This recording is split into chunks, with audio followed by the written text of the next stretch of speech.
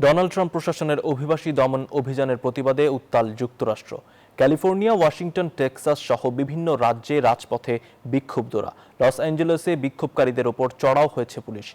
এদিকে বিক্ষোভের খবর প্রকাশ করে গ্রেপ্তার হন সিএনএন-এর সাবেক উপস্থাপক ডন লেমন, তবে তাকে মুক্তি দিয়েছেন আদালত।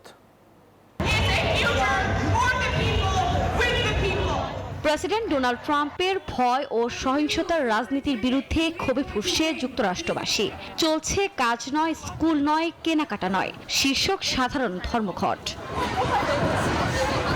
রাস্তায় নেমে এসেছেন ক্যালিফোর্নিয়া, ওয়াশিংটন, টেক্সাস, কলোরাডো সহ বিভিন্ন অঙ্গরাজ্যের বাসিন্দারা। একমাত্র স্মার্ট সিটি বসুন্ধরা, আধুনিকতায় এক ধাপ এগিয়ে। উঠেছে মার্কিন অভিবাসন ও কাস্টমস এনফোর্সমেন্ট আইসিই কে জবাবদিহিতার আওতায় আনার দাবি।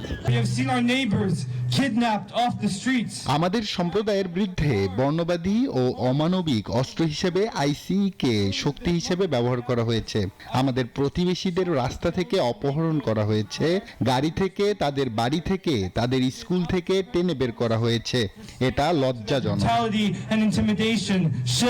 লস অ্যাঞ্জেলেসে বিক্ষোভকারীদের সঙ্গে পুলিশের সংঘর্ষের খবর পাওয়া গেছে। শহরটির মেয়র অভিযোগ করে বলেছেন, গণতন্ত্রের ওপর আক্রমণ চালাচ্ছে ট্রাম্প প্রশাসন। আমরা প্রতিবাদকারীদের আক্রমণের শিকার হতে দেখেছি, রাস্তা থেকে লোকজনকে ছিনিয়ে নিতে দেখেছি। আমাদের গণতন্ত্রের উপর এই আক্রমণ বন্ধ করতে হবে।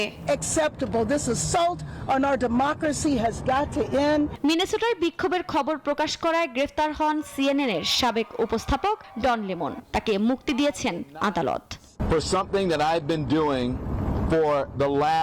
আমি এখনই থামবো না।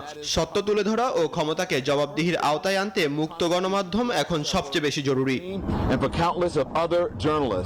সম্প্রতি অভিবাসন কর্মকর্তার গুলিতে নিহত হন মার্কিন নাগরিক এলেক্স প্রেটি। এই হত্যাকাণ্ডের পরপরই শুরু হয় এমন উত্তাল বিক্ষোভ। আফরিন মৌ, নিউজ 24।